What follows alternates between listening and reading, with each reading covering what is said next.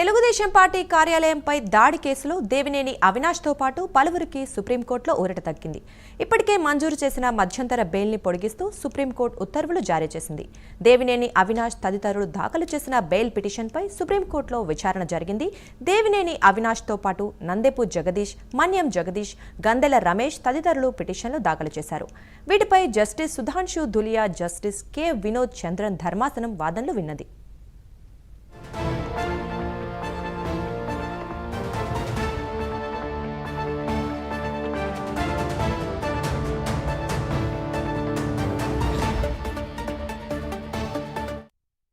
విచారణకు సహకరించడం లేదని ప్రభుత్వం తరపు న్యాయవాది సిద్ధార్థ్ లూథ్రా సుప్రీంకోర్టు దృష్టికి తెచ్చారు. నిందితుల కస్టోడియల్ ఇంటరాగేషన్ అవసరమని లూథ్రా అన్నారు. దాడి ఘటనపై వాట్సాప్ చాట్ ఆధారాలు ఉన్నాయని లూథ్రా చెప్పారు. అయితే ఈ కేసుపై ఎందుకు ఇంత ప్రత్యేక దృష్టి పెట్టారని ధర్మాసనం ప్రశ్నించింది. ఘటన జరిగి 4 ఏళ్లైంది, ఇంతకాలం ఏం చేశారని ధర్మాసనం ప్రశ్నించింది. రాజకీయాల్లో పరస్పర దాడులు జరుగుతూనే ఉంటాయి కదా అని ధర్మాసనం వ్యాఖ్యానించింది.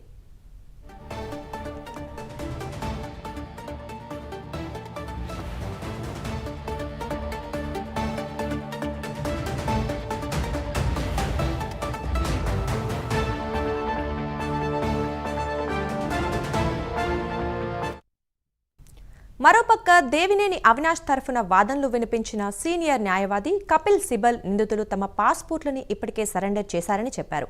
వాదోపవాదాల అనంతరం విచారణ ముగిస్తూ ధర్మాసనం తీర్పునిచ్చింది. నిందితులకి మధ్యంతర బెయిల్ పొడిగించిన ధర్మాసనం పలు షరతులు విధించింది. నిందితులు విచారణకు సహకరించాలని ఆదేశించింది.